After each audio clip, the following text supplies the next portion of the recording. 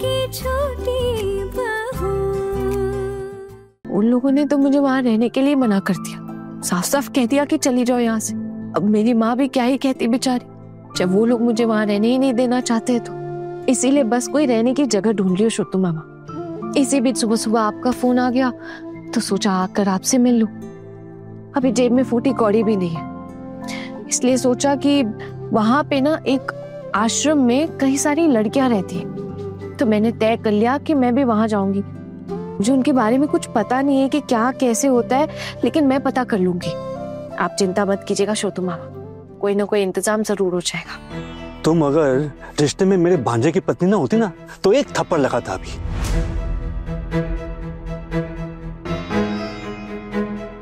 क्यों छोटू मामा, मैंने ऐसा क्या गलत कह दिया? पेशे से मास्टर था मैं, याद है ना? और अब भी वही खून मेरे शरीर में दौड़ रहा है। मुझे गुस्सा मत दिलाओ समझी, वरना पुरानी आदत वापस आ जाएगी। मेरे होते हुए तुम आश्रम में रहोगी, तुम्हें शर्म नहीं आई ये बोलते हुए? छोटू मामा देखिए, आप मेरे ससुराल वालों के रिश्तेदार हैं। अब अगर मैं अपना ससुराल छोड़कर आपके घर रहूं तो लोग तरह तरह की बातें करेंगे, आपको भी इन सब चीजों में पड़ना पड़ेगा, और मैं नहीं चाहती कि आप जैसा इज्जतदार इंसान इस झमेले में पड़े। बहुत बड़ी हो गई हो ना तुम, लायक हो गई हो। दुनिया में हर इंसान से अलग रिश्ता होता है। किसी के जरिए मिलने का ये मतलब तो नहीं कि अपनी खुद की पहचान ना हो। कहीं और नहीं, यही रहोगी तुम। छोटू मामा मुझे माफ कीजिए प्लीज। इस बारे में माफ करने के लिए मुमकिन नहीं है। जब मैंने कह दिया तो ये मेरा ऑर्डर है। मामा जी प्लीज। क्या मामा जी प्लीज? मामा बुलाओगी और या नखरे दिखाओगी ना तो ये तुम्हारा मामा बिल्कुल भी बर्दाश्त नहीं करेगा। और बताओ, नौकरी का क्या हुआ? बीए पास करते ही पंख निकल आए क्या? आगे की पढ़ाई नहीं करती है?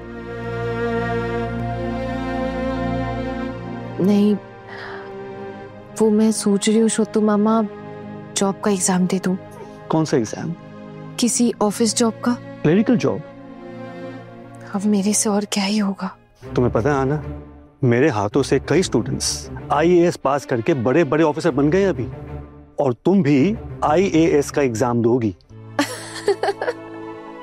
छोटू मामा, अब तो मुझे भी कहना पड़ेगा कि आपकी उम्र हो गई है। तुम मुझे बूढ़ा कहकर बात को टाल सकती हो, पर मैं नहीं मानता कि मैं इतना भी बूढ़ा हो गया हूं। इंसान अगर कोशिश करे ना तो कुछ भी मुमकिन है।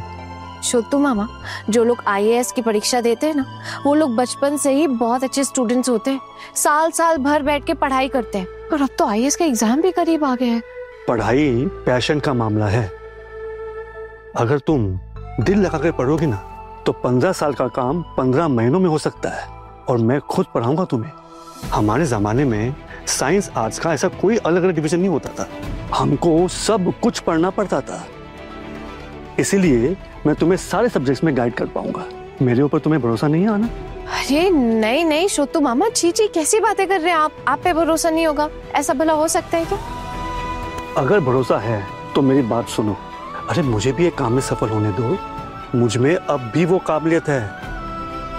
एक समय था जब मैंने कई स्टूडेंट्स तैयार किए थे और वो आज सब कामयाब है अपनी अपनी जगह पे। लोगों को अब ये सब याद नहीं है, लेकिन मुझे सब याद है।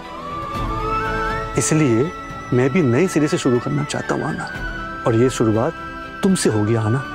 तुम्हारे अंदर जो जिद है, तुम्हारी आंखों में जो आग है, वही सब कुछ मुमकिन बना सकती है। जिस तरह इस आग में भस्म करने की ताकत है ना, उसी तरह दुनिया को रोशन करने की भी ताकत है। बस इरादा सही होना चाहिए। मुझे पता है तुम रोशनी फैलाने आई हो। तुम्हारे जरिए दुनिया को नई रोशनी दी जा सकती है आना। छोटू मामा, पर मैं क्या? मैं यहाँ रहूंगी, लेकिन मेरी सासू माँ शायद। मैं तुम्हें समझाता हूँ, आओ बैठो। बैठो आना।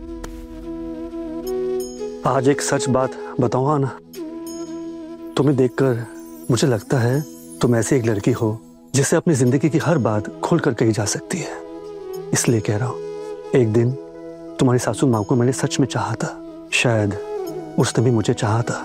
उस जमाने में एक दूसरे को दिल की बात कहना मुश्किल था, इसलिए हम दोनों ने एक दूसरे से कुछ भी नहीं कहा, पर दोनों ने एक दूसरे के दिल की बात पढ़ जरूर ली थी।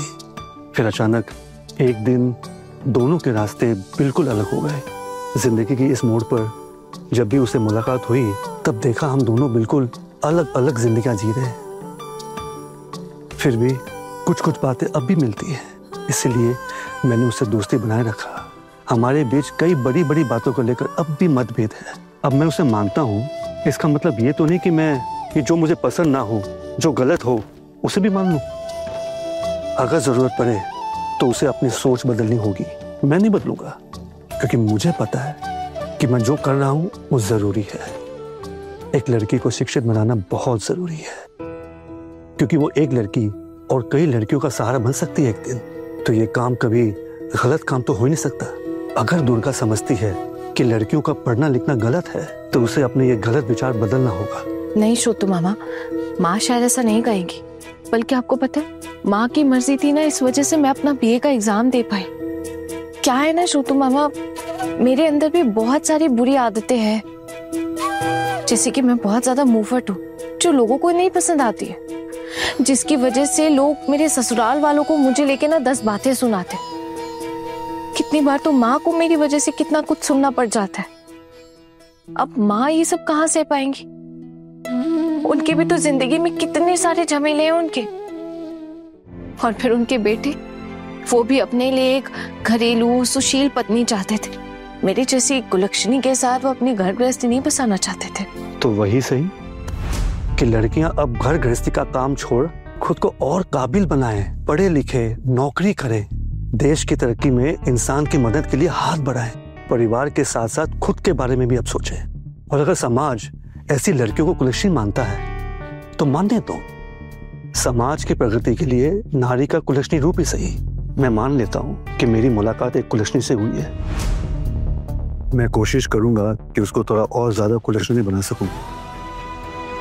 आपको पता है छोटू मामा, आज सुबह उठने के बाद ना मैं माँ के हाथ पांव जोड़कर उनसे विनती कर रही थी कि मुझे अपने साथ रहने दे, लेकिन माँ ने तुरंत मना कर दी।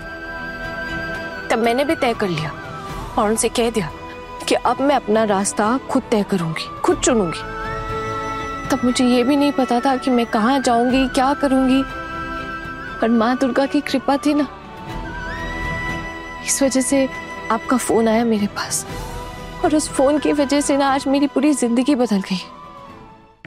अगर आज मैं यहाँ नहीं आती ना आपके पास, तो मुझे पता ही नहीं चलता कि मेरे पास एक और आसरा भी है। आज मैं यहाँ आई हूँ तो मुझे पता चला है कि मेरी पढ़ाई लिखाई जारी रखने का एक और मौका मिला है मुझे। क्यों? तुम तो पढ़ना भी नहीं चाहती और यहाँ रहना भी नहीं चाहती? सोचा था अब जब घर छोड़कर आई हूँ तो अब दोबारा किसी और का सहारा नहीं लूंगी। अब भी वो समय नहीं आया आना बेटा। तुम्हारी उम्र बहुत कम है, हर मोड़ पर तुम्हारे लिए कई खतरे हैं। माँ भी यही कहती है। तुम्हारी उम्र के बच्चों में खतरे की इतनी समझ नहीं होती है, सिर्फ कुछ कर दिखाने का जोश होता है। इसमें तुम्हारी कोई गलती नहीं है बेटा, लेकिन सावधानी तो रखनी होगी ना। खतरा कब कहाँ कैसे इंतजार कर रहा हो तुम्हारा क्या पता। इसलिए कह रहा हूँ कि मेरी बात मानो और तुम यहीं रहो।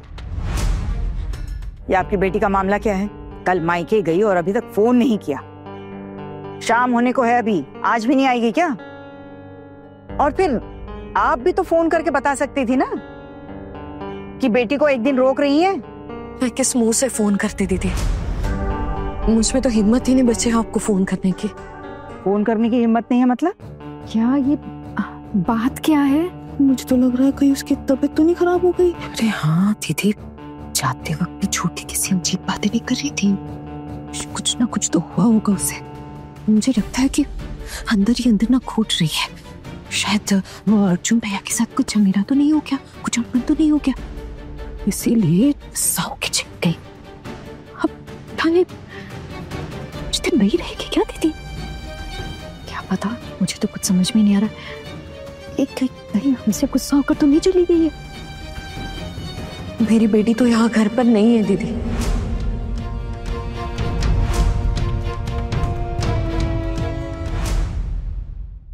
बड़े घर की छोटी बहू शाम 9:30 बजे दंगल टीवी पर।